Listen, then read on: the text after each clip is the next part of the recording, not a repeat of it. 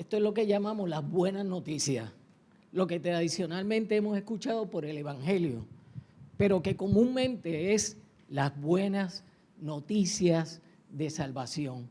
Y son las buenas noticias porque Jesucristo no vino solamente a esta tierra a que nosotros vivamos bien hoy.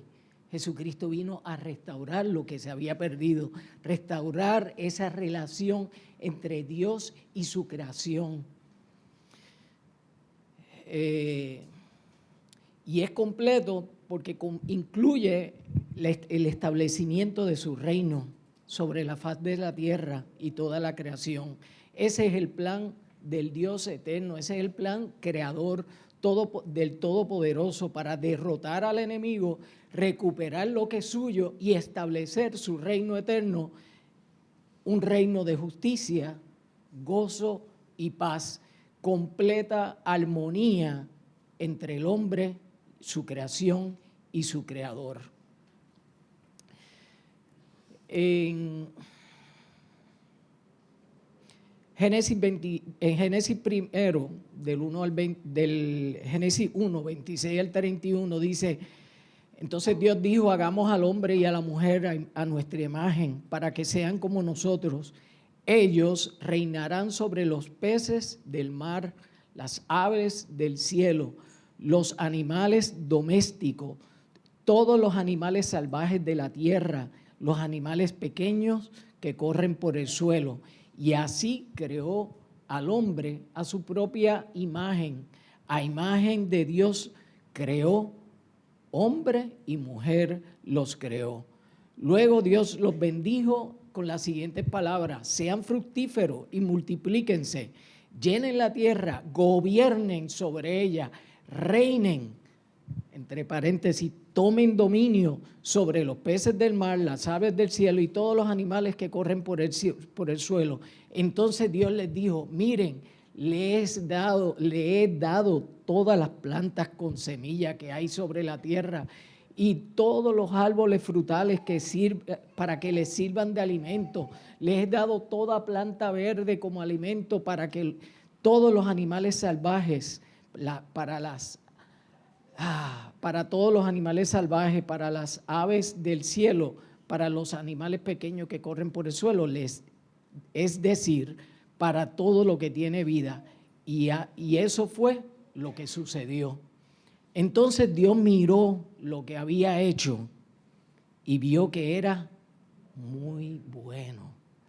Y en la versión de las Américas dice bueno en gran medida. O sea, la creación de Dios estaba a otro nivel. Y pasó la tarde y la mañana y se cumplió el sexto día. En Génesis 2, del 7 al 25, entra más en detalle, pero solamente voy a subrayar algunos versículos. Dice, pues, que creó el Edén, ¿verdad? Creó en el 8 dice: después el Señor plantó en un huerto al hombre, ¿verdad? Y allí puso, vamos a leerlo con calma, el 7 dice: luego el Señor formó al hombre del polvo de la tierra, sopló aliento en la nariz del hombre y el hombre se convirtió en un ser viviente. Después el Señor plantó un huerto en Edén, él plantó, preparó todo en el oriente y allí puso al hombre que había formado. El Señor hizo que crecieran del suelo toda clase de árboles, árboles hermosos que daban frutos deliciosos. En medio del huerto puso el árbol de la vida y el árbol del conocimiento del bien y del mal. Entonces, en el 11 dice, el primero, él narra de un río que regaba el huerto y que se dividía en 4 ramales. Uno era el Pisón, rodeaba toda la tierra de Ávila, donde había oro. El oro de esa tierra era excepcionalmente puro. También se encuentran allí resinas aromáticas y piedras de onice. después habla de un río Gihón, después del Tigris y después del Éufrates. En el 15 dice, el Señor Dios puso al hombre en el jardín de Edén para que se ocupara de él y lo custodiara, lo cuidara, lo custodiara. Pero el Señor le advirtió, puedes comer libremente del fruto de cualquier árbol, excepto el del conocimiento del bien y el mal. Si comes de su fruto, sin duda morirás. Después el Señor dijo, no es bueno que el hombre esté solo. Y entonces formó los animales y se los trajo a Adán para que le pusiera nombre, pero no había la compañía idónea para Adán. Entonces en el 21 Dios hizo que el hombre cayera en un sueño profundo y mientras dormía el Señor sacó una de sus costillas, una parte de su costado. Aquí se dio la primera cirugía y cerró la apertura. Entonces Dios hizo de la costilla, del costado del hombre a la mujer y la presentó. Y en el 23 dice, al fin, exclamó el hombre, este es hueso de mis huesos, carne de mis carnes. Ella será llamada mujer. En el original dice Isha, porque el varón es Ish. Y pues Isha, porque salió del varón, porque fue tomada del hombre. Esto explica por qué el hombre deja a su padre y a su madre y se une a su esposa y los dos se convierten en uno solo. Ahora bien, el hombre y su esposa estaban desnudos, pero no sentían vergüenza.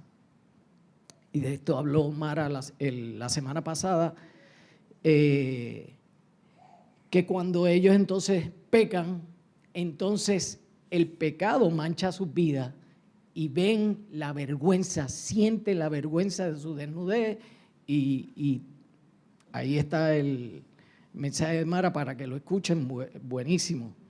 Así que Dios forma al hombre, lo pone en el Edén, en el jardín del Edén y le da unas instrucciones. Y al principio pues él estaba cumpliendo las instrucciones, estaba poniéndole nombre a los animales, había una relación, vino la mujer, había una armonía entre el creador y su creación, había una comunicación directa, había una intimidad, ¿ok? Una relación entre ellos. Era un huerto hermoso, era algo que no le faltaba nada.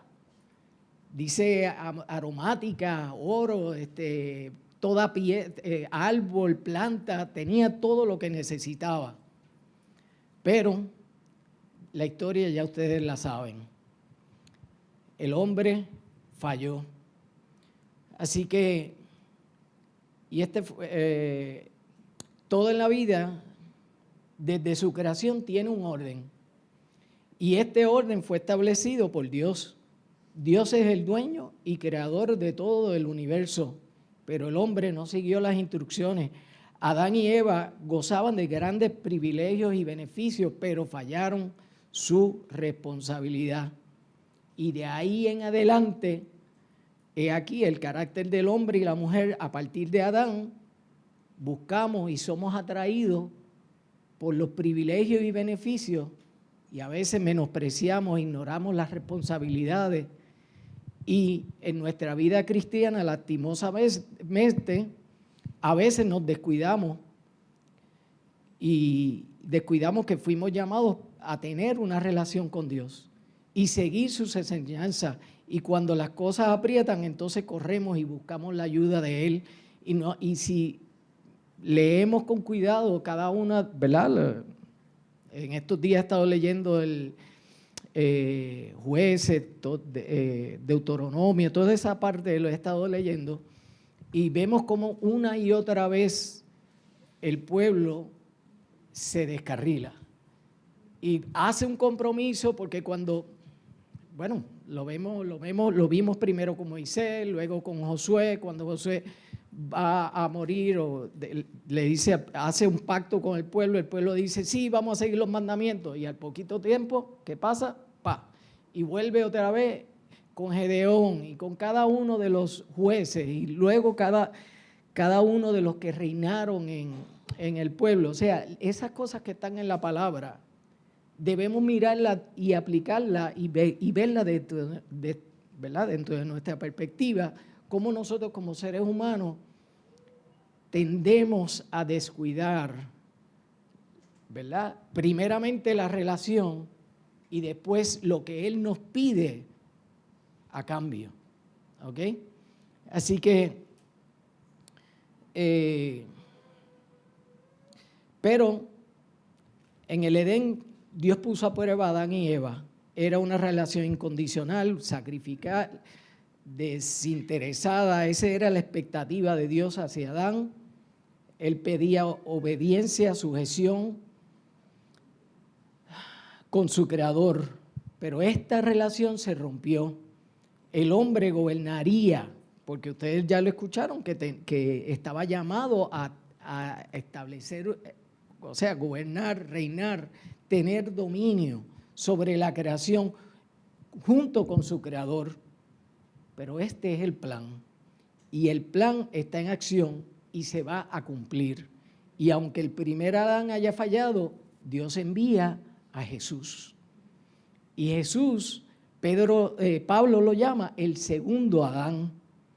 Y este plan pues se va a cumplir. En Apocalipsis 21, 3 y 4 dice, miren, el hogar de Dios ahora está entre su pueblo. Él vivirá con ellos y ellos serán su pueblo y Dios mismo estará con ellos.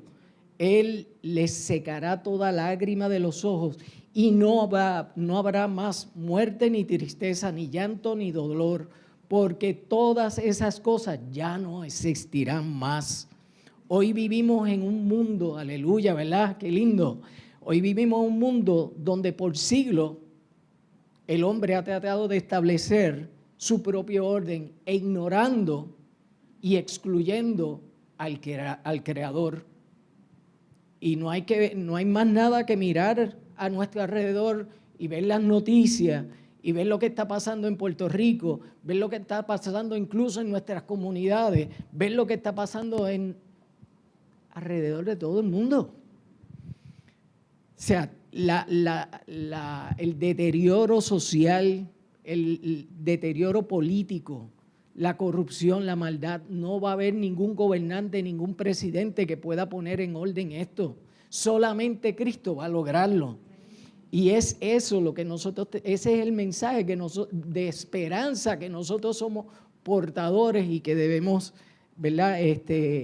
Llevar una y otra vez a lo largo de la Biblia. Vemos a Dios trabajando para que el hombre se diera cuenta que no podemos vivir sin Él. O sea, si hacemos un resumen, lo podemos, digamos, no quiero ponerlo tan simple, pero sí. O sea, Dios trabajando para probarle al hombre que sin Él no puede. Que solamente con Él podemos vivir un reino de justicia, orden, armonía, de paz y gozo. En Isaías 9, del 1 al 7, dice, pero ese tiempo de tiniebla, ese tiempo que estamos viviendo hoy, y desesperación, no será eterno, aunque la tierra de Zabulón y Neftalí caigan bajo el menosprecio y el castigo de Dios, el fruto de las mismas tierras, Galilea y Transjordania del norte, donde están los caminos que llevan al mar, serán llenos de gloria. El pueblo anda en tinieblas. El pueblo que anda en tinieblas verá una gran luz, una luz que iluminará a todos los que moran en la tierra de amenaza de muerte. La amenaza de muerte es hoy, pero esa luz iluminará a todos en la tierra, porque Israel volverá a ser grande. Israel es donde va a estar el trono de Jesús y desde donde Jesús va a reinar. ¿Ok?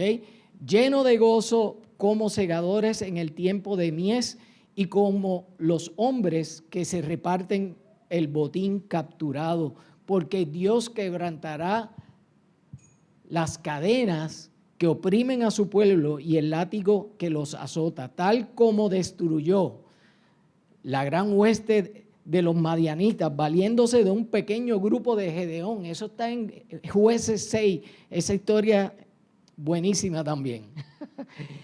En aquel glorioso día de paz ya no se fabricarán armamento, no habrán uniformes de guerra manchados de sangre, todo será quemado, porque nos ha nacido, o sea, aquí está la razón de eso que está diciendo, nos ha nacido un niño, se nos ha dado un hijo, él tendrá el gobierno sobre su hombro.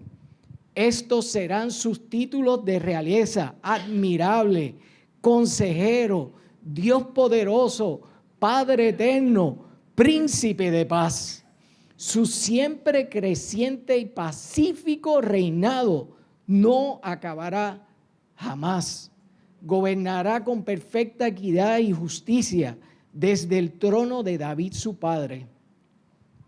Traerá verdadera justicia y paz a todas las naciones del mundo. Esto ocurrirá porque el Dios Todopoderoso se ha empeñado en realizarlo. ¿Quién dice amén? Amén. Pero un amén fuerte. Amén. En días recientes, pues, pasé por un asunto en el hombro derecho, increíble, de la noche a la mañana me ha salido un dolor que me tuvo en descanso prácticamente 4 días y pues, gracias al Señor pues conseguí una oficina de terapia que me atendiera inmediatamente, pero resulta que esa oficina de terapia queda justo en la misma urbanización donde yo viví por 26 años. Y regresar allí, ¿verdad? No es que no haya regresado anteriormente, había regresado, pero ahora estoy regresando varios días consecutivos porque estoy tomando terapia.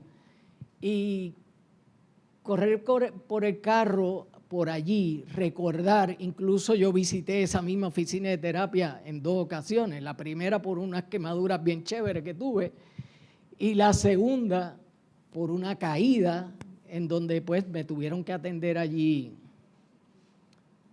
varias semanas. Estuve en terapia.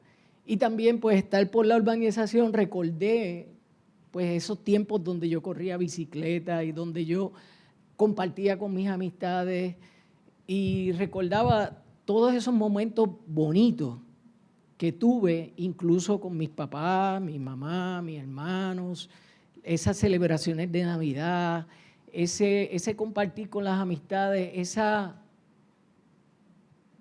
paz y esa ingenuidad y ese vivir despreocupadamente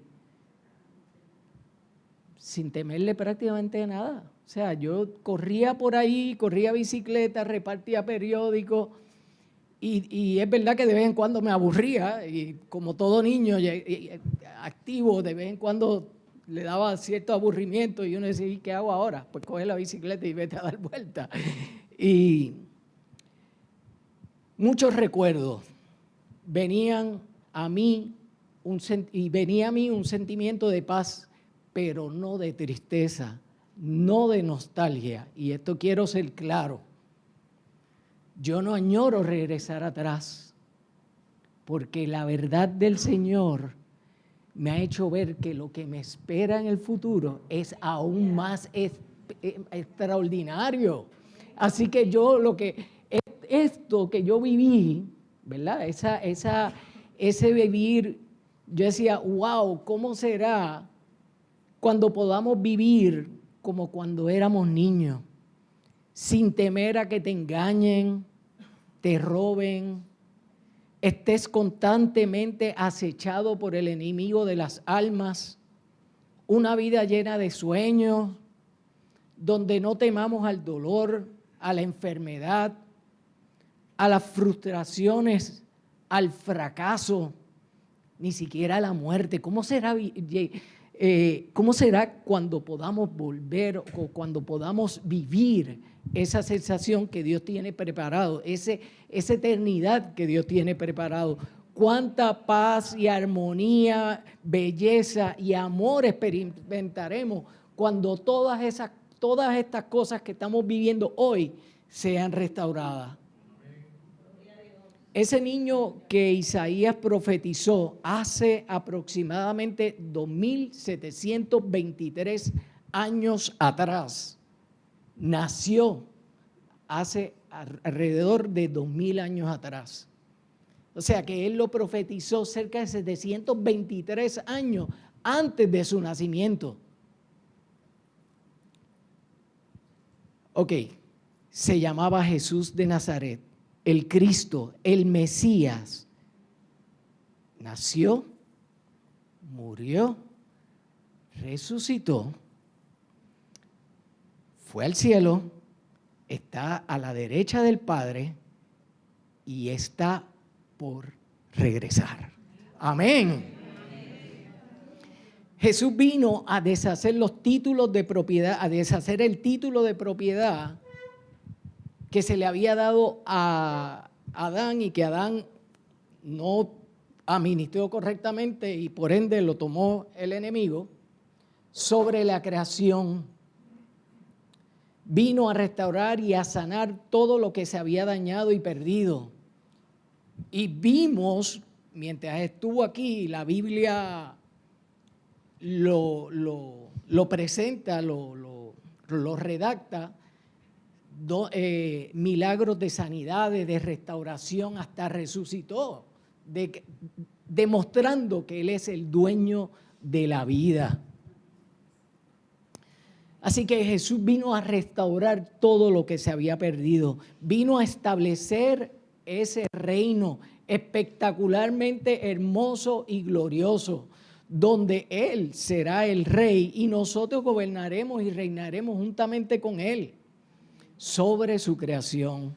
Jesús, el segundo Adán, como lo denomina Pablo, vino a restaurar la imagen correcta del hombre y la mujer como hijos del Creador, coherederos con Cristo y ciudadanos del reino. Esa es nuestra identidad, esa es nuestra verdadera identidad. No es la identidad de un fracasado, no es la identidad de alguien que tiene miedo, no es la identidad de alguien frustrado, no es la identidad de alguien que está enfermo, no es la identidad de alguien que está incapacitado, es la identidad de Cristo, la que Él vino a restaurar en nosotros. Y es a través de esa identidad que nosotros logramos acceder al Padre y relacionarnos con Él.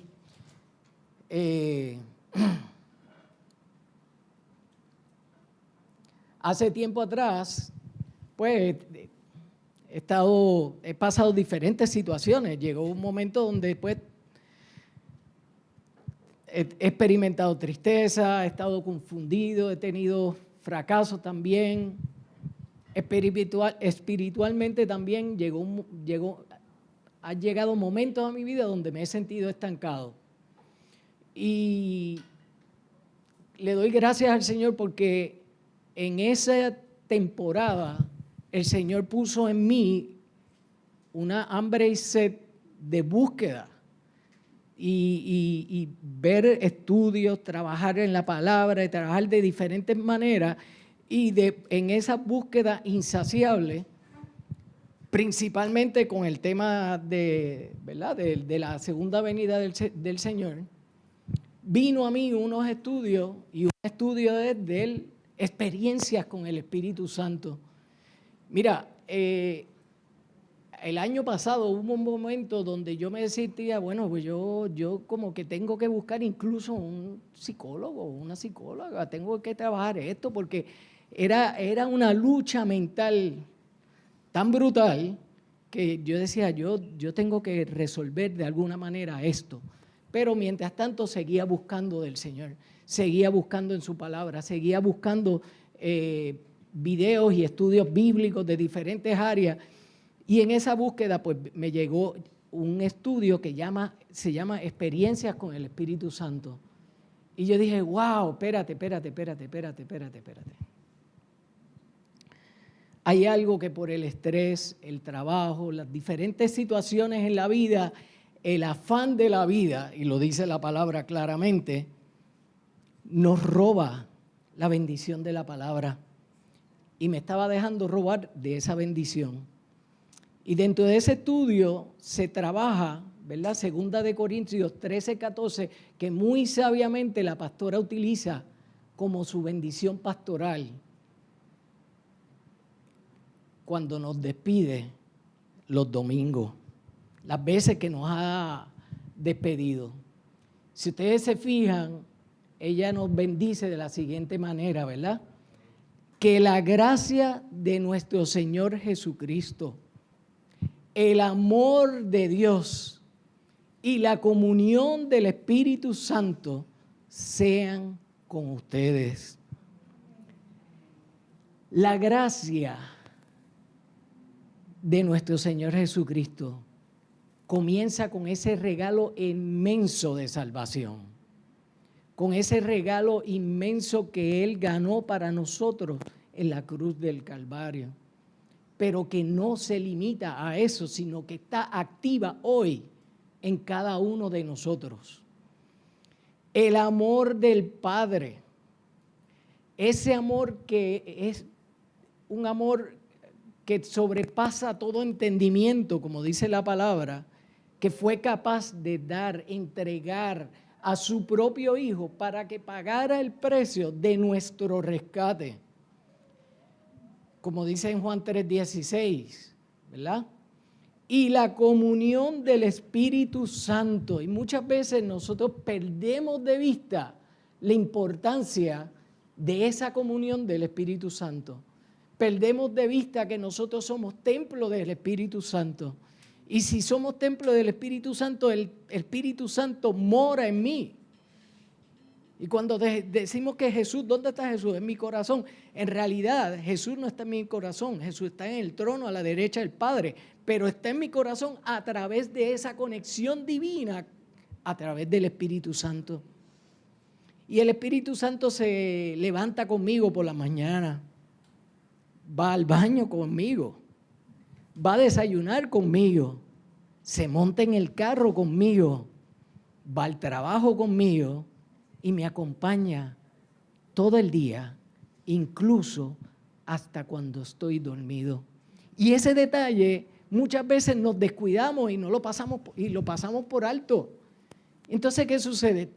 Él dice en 2 de Timoteo 3:16 o 3:14, si no me equivoco, dice, porque Él no nos ha dado espíritu de cobardía, sino de poder, amor y dominio propio. Ese es el Espíritu Santo que está en nosotros.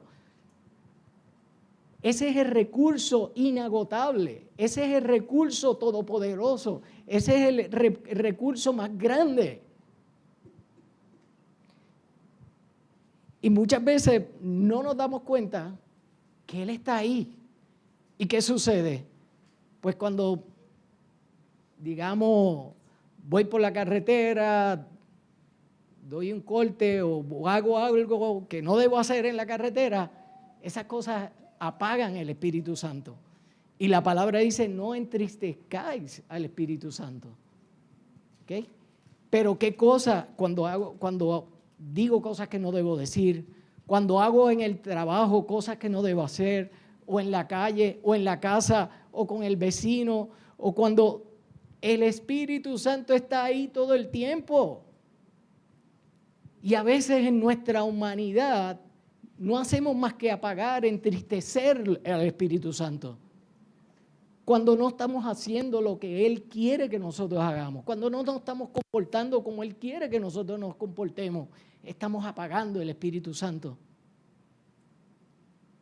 Pero ¿qué cosas encienden el Espíritu Santo? Pues la primera cosa que enciende el Espíritu Santo es el reconocimiento de que Él está ahí. Buenos días, Espíritu Santo. gracias por tu amor, gracias por acompañarme en el sueño. Cuando yo recurro a Él para que me dé sabiduría, para que me ayude en el día, para que me ayude en el trabajo, para que me ayude a tomar decisiones, cuando yo dependo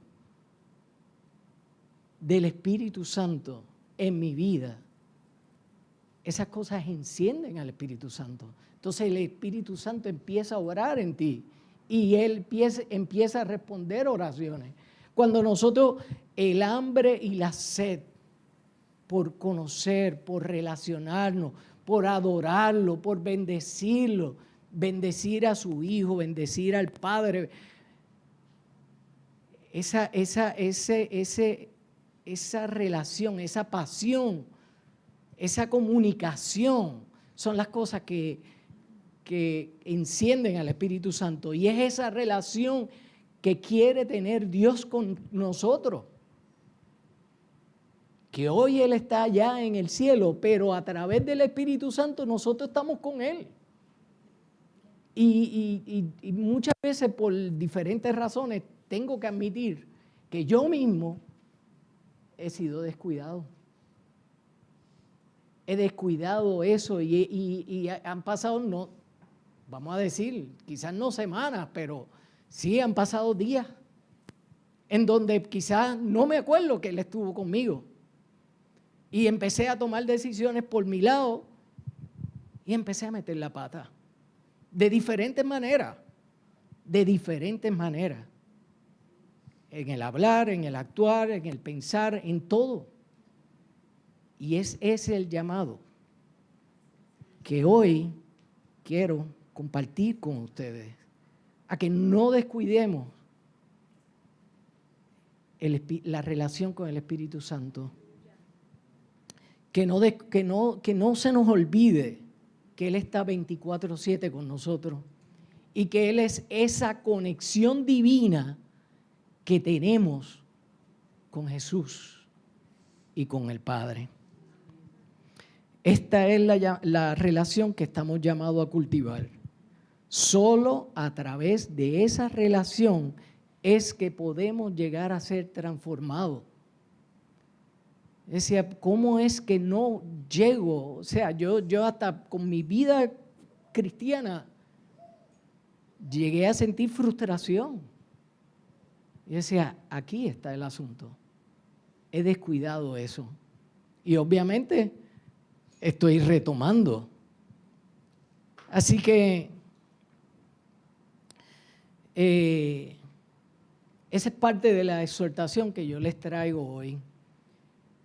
Quiero también compartir con ustedes, por ejemplo, hoy el pueblo judío, esta semana, el pueblo judío que no es cristiano, celebra lo que llaman el Pesá. ¿Ok? Y es esta, de las 3 fiestas judías más significativas, más importantes, esta es una de ellas. Y en esta empiezan hoy con la selección del cordero que van a sacrificar 4 días más tarde. Ellos seleccionaban un cordero y iban a sacrificarlo 4 días más tarde. Pero ¿qué significa el Pesá? ¿Qué significa la Pascua? En inglés quizás la palabra hace un poquito más sentido y es Passover. Y el Passover, lo que ellos están celebrando es esos últimos días, esa liberación del pueblo judío del cautiverio en Egipto. Eso es lo que ellos celebran. Y durante esta semana, comenzando desde el día de hoy, donde hacían la selección de ese cordero, luego viene la cena de Pascua y ahí pues celebran la liberación completa. Esa sangre de ese cordero que vierten representa la sangre del cordero que ellos tuvieron que sacrificar como instrucciones de Jesús, de Dios, para que pusieran en los dinteles de las puertas para que cuando pasara el ángel de la muerte no tocara sus hijos primogénitos, ¿verdad? Y esa sangre es la sangre de ese cordero que cogían 4 días antes. Y durante esos días estaban inspeccionando el cordero porque el cordero no podía tener defecto ninguno. Así que quiero que vean unos detalles que cuando buscamos un poquito sobre estos temas, de verdad que para mí no dejan de ser fascinantes. Así que empezamos con el día de la entrada triunfal, o lo que comúnmente se conoce como el Domingo de Ramos. Este Domingo de Ramos coincide con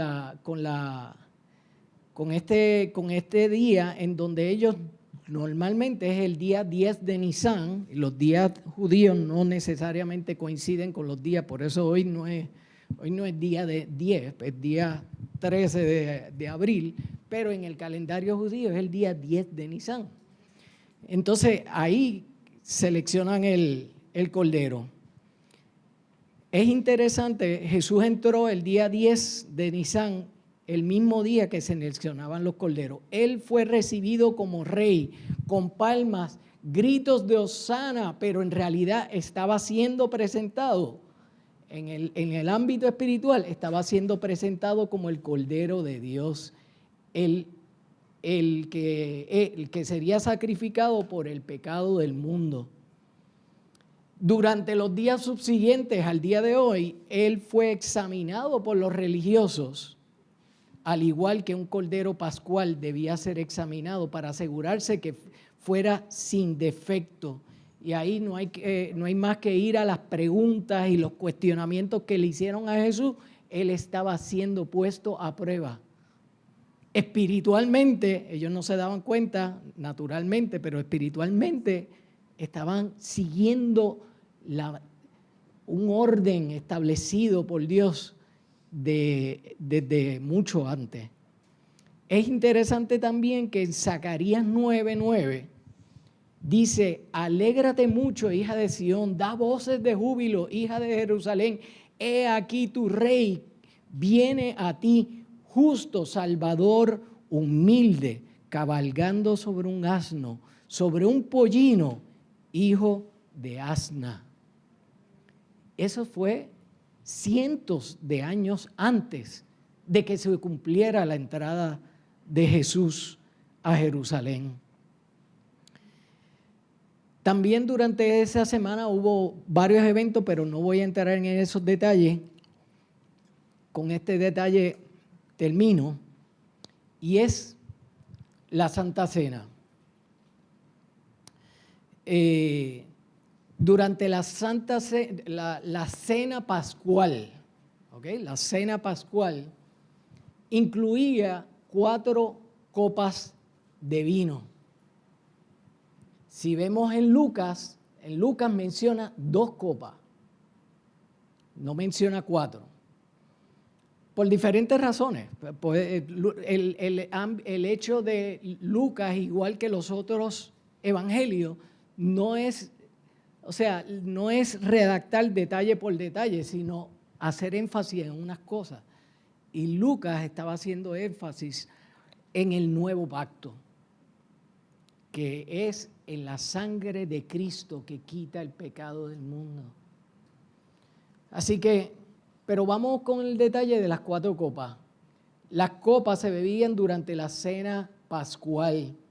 En la tradición judía tiene un significado profundo y simbólico. Estas copas de vino representan 4 aspectos de la liberación del pueblo de Israel de la esclavitud, según lo describe Éxodo. Cada copa está asociada con una de las siguientes promesas de Dios a los israelitas, citadas en Éxodo 6:6 al 7. La primera copa, Kiddush, era la copa de la consagración. Esta se tomaba al inicio de la cena y representa las promesas de Dios. Y la promesa para el pueblo judío en aquel tiempo es: te sacaré de la carga de los egipcios. Esta primera copa representa la liberación de la opresión y el sufrimiento. Y en Lucas habla de esa primera copa, que la reparte y la toman, la primera copa. La segunda copa, Magig, la copa de la narración, se bebe después de contar la historia de salida de Egipto. Representa la promesa: te liberaré de servidumbre. Esto simboliza el acto de liberación en sí. Ahí estamos hablando de la primera, te sacaré. La segunda, te liberaré de la opresión. Y yo quiero que vayan viendo, porque esas copas de una manera también tiene trascendencia en nuestra vida cuando Jesús lo cumplió. ¿Ok? La tercera copa, la copa de la bendición, se bebe después de la comida y simboliza: te redimiré con brazos extendidos. Representa la redención, la restauración de la libertad del pueblo de Israel. Redención, la palabra redención significa pagaré tu deuda. Pagaré tu deuda. Y Cristo, al ser crucificado, pagó nuestra deuda. Pagó la deuda de nosotros, que era muerte. Y Él pagó el precio de nuestra libertad. Esa es la tercera copa. Y la cuarta copa, la copa de la alabanza. Esta copa se toma al final de la cena y está asociada con la promesa: te tomaré como mi pueblo. Representa la relación especial y eterna entre Dios y el pueblo de Israel. Y una de las cosas que Jesús dijo cuando estaba en esa última cena con sus discípulos es que ya no beberé más vino hasta, si yo lo tengo por aquí.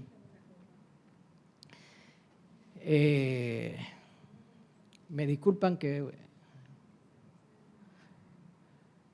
bueno, no lo tengo por ahí. Anyway, el asunto es que esa última copa está guardada para cuando nosotros estemos con Él en esa cena de la boda del Cordero.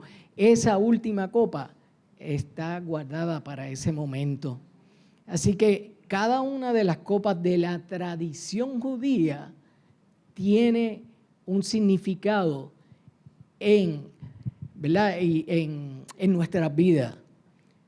Cuando leamos la Biblia y veamos lo que, ¿verdad?, la historia, tenemos que verla con los espejuelos de la eternidad. Y esos espejuelos pues nos van a permitir ver la importancia y el significado de esas cosas que pasaron al pueblo judío, cómo eso en nuestra vida pasa también y cómo nosotros necesitamos ser liberados, cómo nosotros necesitamos redención, cómo nosotros necesitamos salvación y cómo nosotros habremos de beber esa última copa con Jesús en la mesa. Pero si el día de hoy coincide con, ¿verdad?, con el ejercicio que el pueblo judío hacía de seleccionar el cordero, pues la crucifixión también coincidió con la Pascua.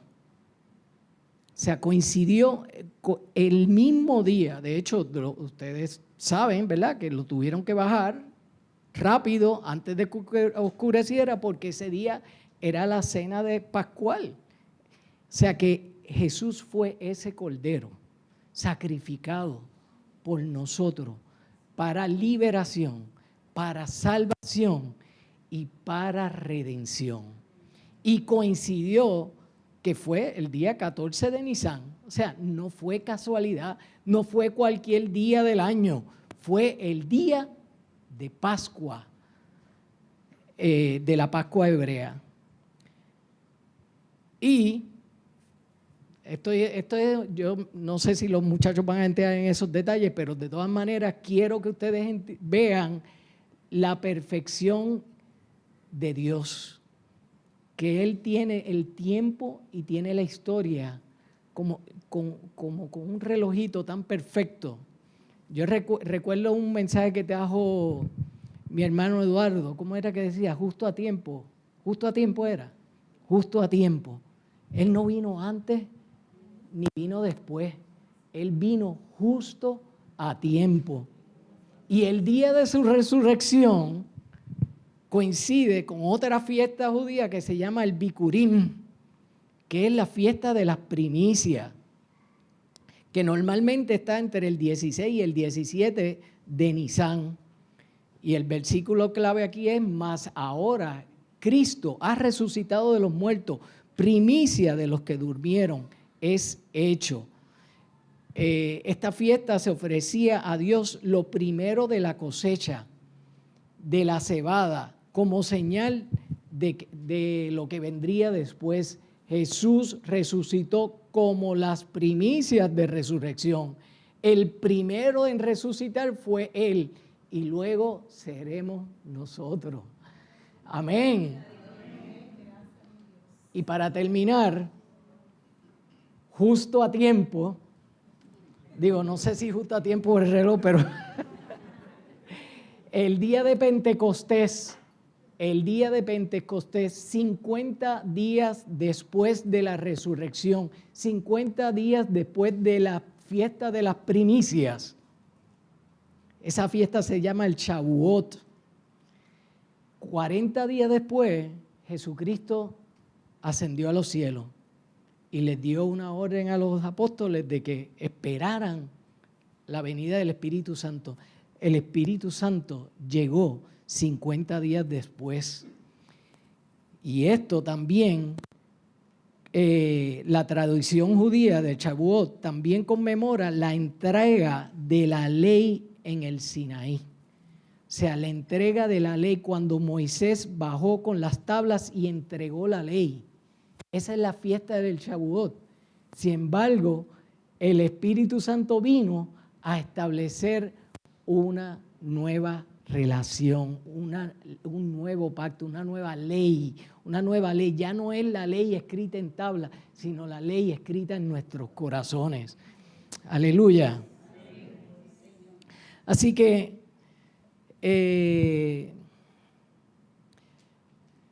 cada una de esas cosas sucedieron con una precisión increíble. Pues claro, no era de cualquiera otro, se trataba del Dios creador y ese es nuestro Dios, ese es el Dios que profesamos. En esta Semana Santa, que no sea una Semana Santa más, que no sea un acto religioso celebrado por simple tradición, ese es el llamado, que sea una semana que transforme nuestros corazones, que nos lleve a profundizar nuestra relación con Cristo. Toma la decisión de corresponder al amor de Dios que fue capaz de entregar a su único Hijo por ti y por mí. No olvides para qué fuiste llamado, no olvides el precio de tu salvación. Así que esa es la exhortación que les traigo en el día de hoy. No olvidemos que el Espíritu Santo mora en nosotros. No olvidemos eso. Y que, obviamente, sí, queremos ver resultados en nuestra vida. Esas vidas no se logran de otra manera más que con una intimidad, una relación con ese Espíritu Santo.